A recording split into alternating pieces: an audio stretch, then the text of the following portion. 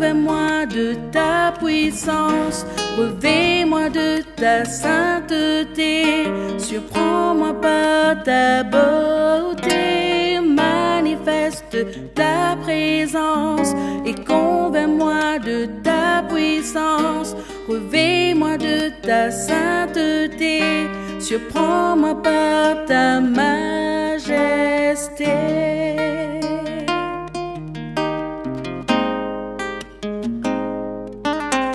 Majesté, à lui la majesté,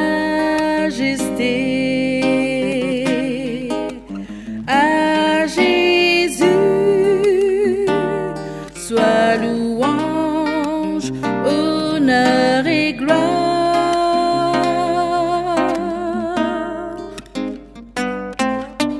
Majesté, suprême autorité, du haut des cieux, son règne vient sur tous les siens. Du haut des cieux, son règne vient sur tous les siens. Comment ça chante à dire nous trouvons la grandeur, la puissance de Dieu. Chers amis, quand je décourageais, me raconter une expérience. Quand me décourager, c'est le chant qui aide moi.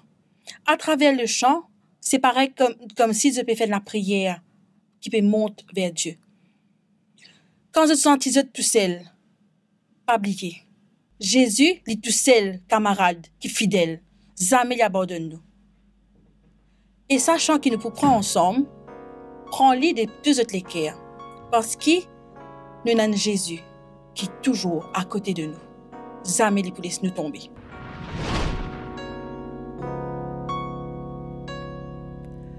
Why should I feel discouraged? Why should the shadows come? Why should my heart be lonely and long for heaven and home? When Jesus is my portion, my constant friend is He. His eye is on the sparrow, and I know He watches me. His eye is on the sparrow, and I know He watches me. I sing because I'm happy. I sing because I'm free. His eye is on the sparrow, and I know He watches me. Seigneur Jésus, à ce moment qui me élève la voix vers toi, me demande toi, montre-moi le chemin à prendre. Seigneur, nous connaissons un Dieu d'amour, un Dieu qui jamais manque à ce bonne promesse. Des fois, nous sentons-nous dépassés par un événement, mais nous connaissons qui est à côté de nous. mais aide-nous, qui nous capable de prendre la bonne décision et qui nous capable laisse-nous diriger par toi. Parce qu'il nous envie marche avec toi. Des fois, la tentation est là. Mais nous envie faire l'expérience et témoigne pour toi. Parce qu'il est un Dieu d'amour. Un Dieu qui est compatissant. Malgré nous faibles. Malgré qu'il des fois nous fait des affaires qu'il nous pas envie de faire. Mais il est arrivé. Ou ça nous blesse nos camarades. Mais à travers la louange, à travers l'adoration, nous envie élève-toi et montrer aux autres qu'il est un Dieu formidable, un Dieu tout-puissant. Je prie toi aussi pour nos bonnes camarades qui passent en ce moment par une phase difficile et ils prennent une pause. Prends une pause pour mieux avancer parce qu'il nous connaît, qu'il doit à côté. Nous avons l'assurance qu'il doit à côté de nous. Amen. Jean 3, le verset 16, tient-nous ceci. Bon Dieu fin tellement content les mondes qu'il est fin d'un ce seul garçon pour qui tout le monde qui croit dans lui, pas mort, mais gagne la vie éternelle. Comment est-ce là nous pas montrer l'amour de Dieu aux autres? Jésus content toi, il est content moi aussi. Nous proclame ça l'amour là. Il pareil comme une maman, une gagne ses enfants dans ce lame. Nous ici pareil. Quand on a une bonne nouvelle, nous vous partager. Et moi, je peux partager sa bonne nouvelle là, qui est Jésus, un Jésus d'amour.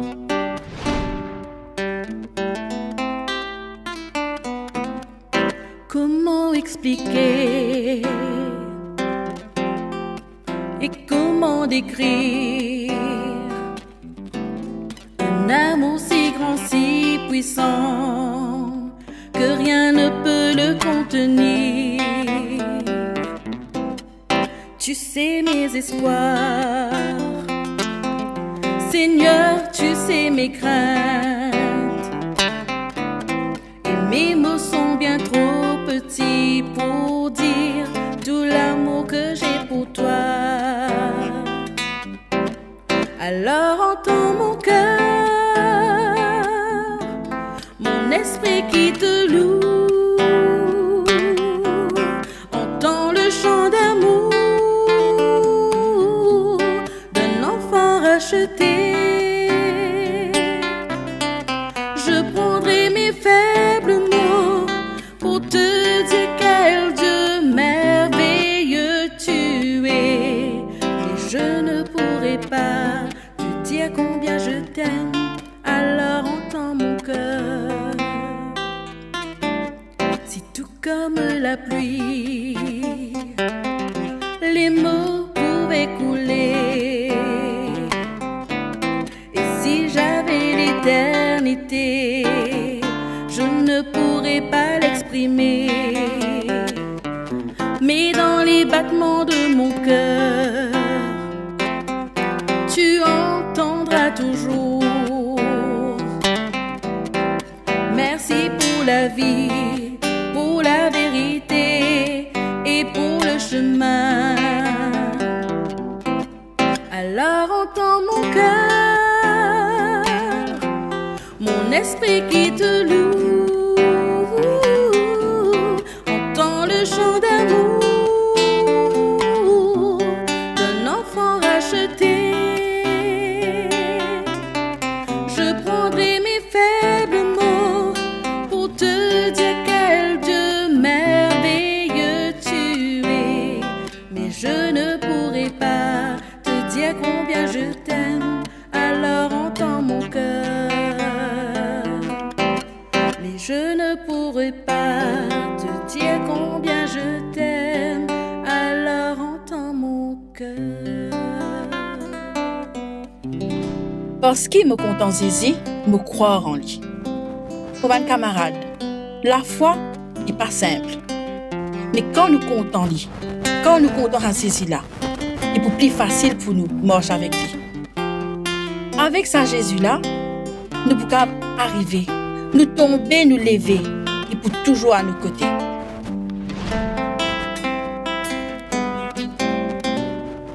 Si moi à la fois, moi pour trouver, si moi à la fois, moi pour tendre, si moi à la fois, miracle pour arriver. Si moi dans souffrance et dans l'espérance, moi pas besoin perdre confiance. Jésus capable, donne-moi la paix. Jésus capable, faire tout sans aide. Jésus capable, Jésus capable. Oui, Jésus capable, donne-moi une vraie la paix. Jésus capable, Jésus capable. Oui, Jésus capable, ouvert mon lisier. Jésus capable, Jésus capable. Oui, Jésus capable, faire moller cœur sans cesse. Jésus capable, Jésus capable. Oui, Jésus capable, donne-moi un autre ciment.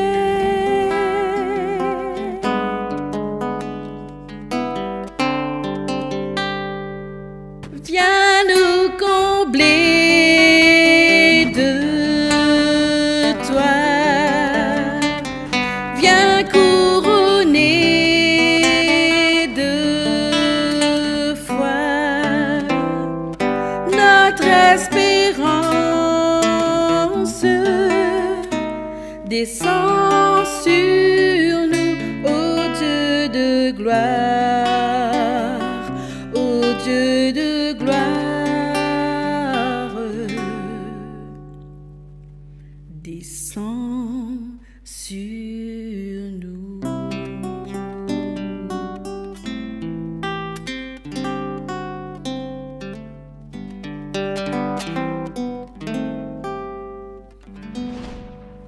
Alors que nous désarpé prend sa pause là, nous laisse tous nos tracas de côté et nous écoute la parole de Dieu. Pasteur Daryl, pour Paul nous, comment laisse Jésus prendre possession de nous la vie. Laisse-lui le centre de nous la vie et ce pour trouver miracle arriver.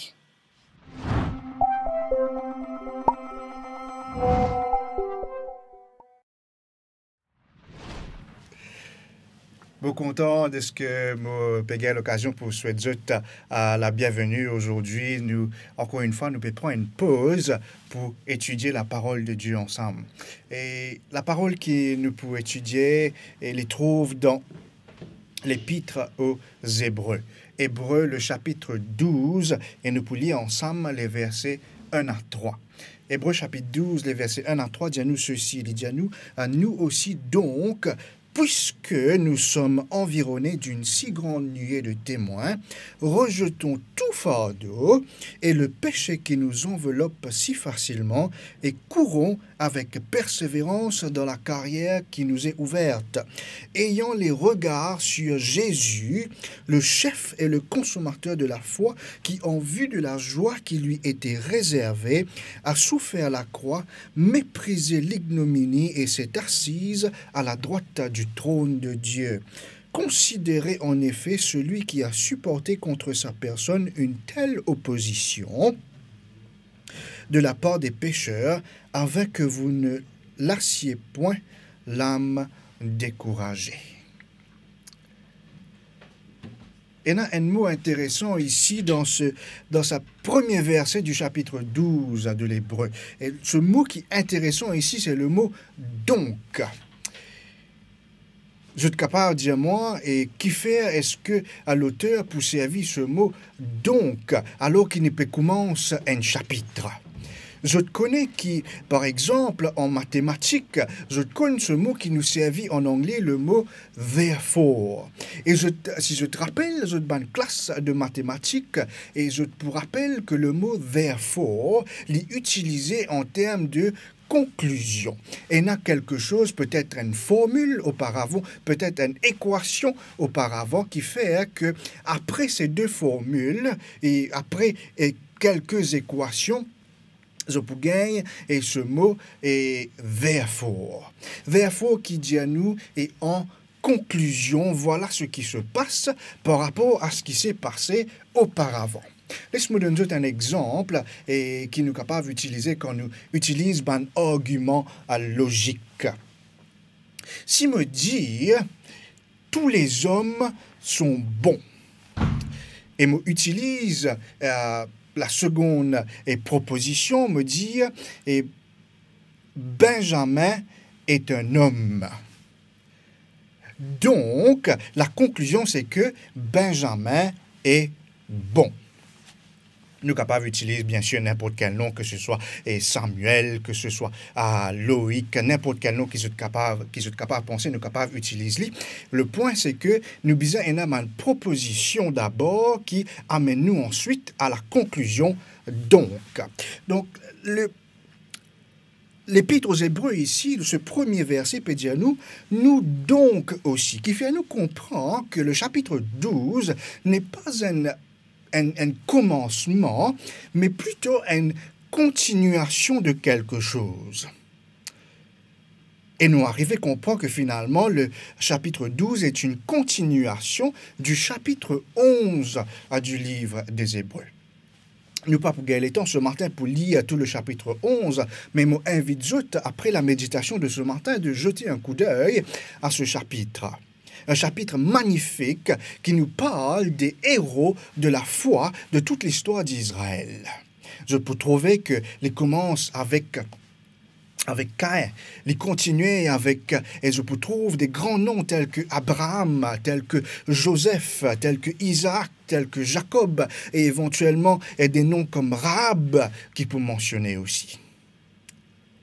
Et il dit à nous ici au verset 1er, puisque nous sommes environnés d'une si grande nuée de témoins, rejetons tout fardeau. Et là, me pose la question, qui sont ces témoins? Et la réponse, c'est tout simplement, les témoins sont les héros de la foi qui nous trouvaient dans le chapitre 11 du livre des Hébreux. Puisque donc nous sommes environnés d'une si grande nuée de témoins, rejetons tout fardeau et le péché qui nous enveloppe si facilement et courons avec persévérance dans la carrière qui nous est ouverte. Je connais en ce moment, nous dans une période de côte, sport in bien arrêté. La plupart des sports, pendant les quelques derniers mois, fin bien arrêté. Par exemple, le football in recommencé, peut-être qu'il est une récigué de match de football le soir, mais j'ai remarqué que match de football aussi peine à stade parce qu'il y a un rassemblement interdit en ce moment. Mais laisse-nous essayer, projette-nous un instant, laisse-nous imaginer qu'il nous donne un stade. Et si nous imaginons qu'il nous donne un stade et qu'il nous peut galoper, nous peut préparer nous à une course, laisse-nous essayer de mettre nous dans l'atmosphère. Et à ce moment-là, je vous pose la question. Quand nous parlons de la vie chrétienne, est-ce que la vie chrétienne, quel genre de course est-ce que la vie chrétienne était? Est-ce que la vie chrétienne, c'est un marathon? Est-ce que la vie chrétienne, c'est une course de 100 mètres? Est-ce que la vie chrétienne, c'est une course de 200 mètres? Qui je pensais?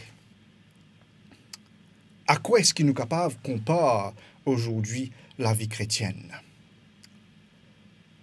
Bon, capable de dire aujourd'hui, et alors comme guette-moi dans un miroir avec la condition physique dans laquelle qui m'a été, moi capable de dire, ok, moi capable, même si moi pas pour galoper 100 mètres dans 10 secondes ou dans 9 secondes, moi capable peut-être galoper 100 mètres, moi capable de faire un sprint de 100 mètres, peut-être en 15 secondes, peut-être en 20 secondes, moi capable aussi faire une course de 200 mètres et peut-être en 20, 30 secondes, 40 secondes, il peut prendre moi un peu plus le temps qu'il un athlète.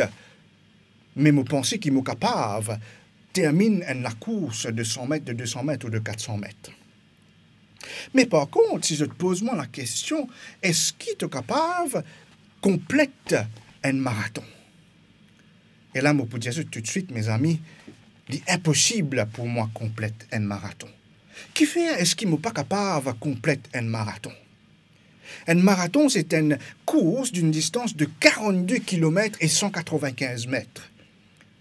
Et moi, dans le miroir, moi, pour dire, OK, et non, je ne suis pas capable de compléter une course et de cette distance. Pour la simple et bonne raison que jamais auparavant, je n'ai pas fait une prépa moi pour une telle course. Je ne suis pas en condition physique pour capable de compléter une telle course. Je te connais qu'ici, je suis un athlète si je t'ai déjà participé dans une course auparavant, ou alors si je t'ai déjà fait un marathon, si je t'ai déjà complété un marathon, je te connais qui, pour participer, surtout pour compléter un marathon, il demande à ce que moi ait une préparation physique. Et c'est une préparation qui pas prend un jour, c'est pas une préparation qui prend une semaine, c'est pas une préparation qui prend un petit peu de temps, mais pour qui suis capable de compléter un marathon, je besoin prépare-moi, je besoin une certaine discipline qui prend souvent des mois et souvent même peut-être des années. L'apôtre Paul, en faisant référence à cela, il dit à nous dans 1 Corinthiens, le chapitre 9, les versets 24 à 27. Nous les lisons ensemble.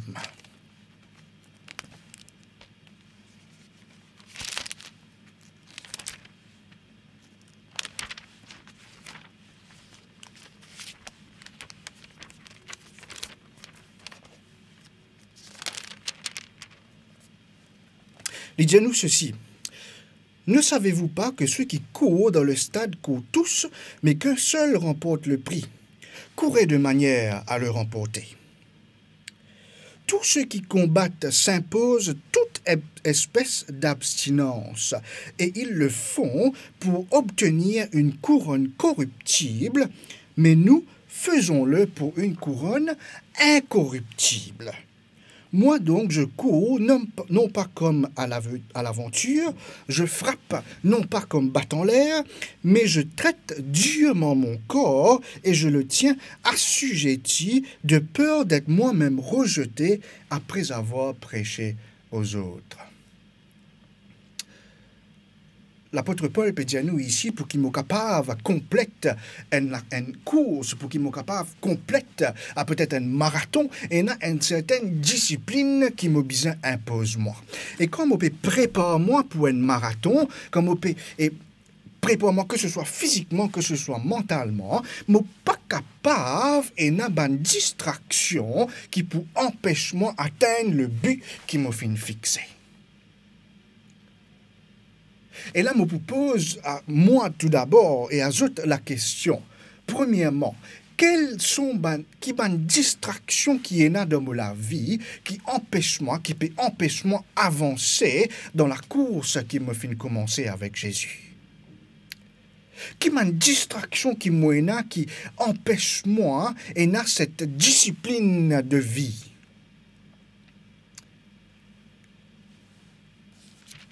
Hébreux pour le chapitre 12, pour continuer comme ceci.